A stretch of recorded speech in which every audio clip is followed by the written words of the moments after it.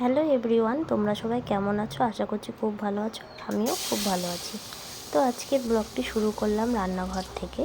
তো তোমরা পুরো ব্লগটি দেখতে থাকো। আর এখানে আমি ডাল রান্না করছি আর দিদিভাই করছে মাছ। এখানে সব কিছু কেটে রেডি করে রেখেছিলাম। আর এখানে রেখেছি মাংস ম্যারিনেট করে। মা যেহেতু মাংস খায় না, ওর জন্য মাছটা করা। তো এখানে শাকও বসিয়ে দিয়েছি আর মাছটাও প্রায় এখানে হওয়ার মধ্যেই। তো এদিকে মাংস রান্না হচ্ছে। তো দুপুরবেলা খাওয়া দাওয়া করে আমরা বেরিয়ে পড়েছিলাম কৃষ্ণনগরে শপিং মল যাওয়ার জন্য। তো এখানে চলে এসেছি শপিং মলের বাইরে আর কি।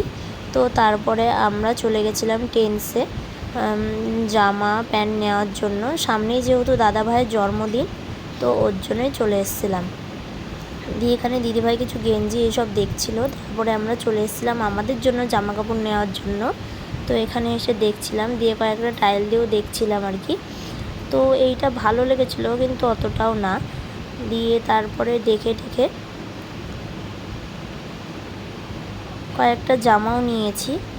দিয়ে তারপরে আমরা বেরিয়ে পড়েছিলাম বাইরে মোমো খাওয়ার জন্য। তো মোমো টোমো খেয়ে আমরা বাড়িতে চলে এসেছি। তো আজকের ব্লগটি এই পর্যন্তই। ভালো লাগলে অবশ্যই একটি লাইক করো, চ্যানেলটিকে সাবস্ক্রাইব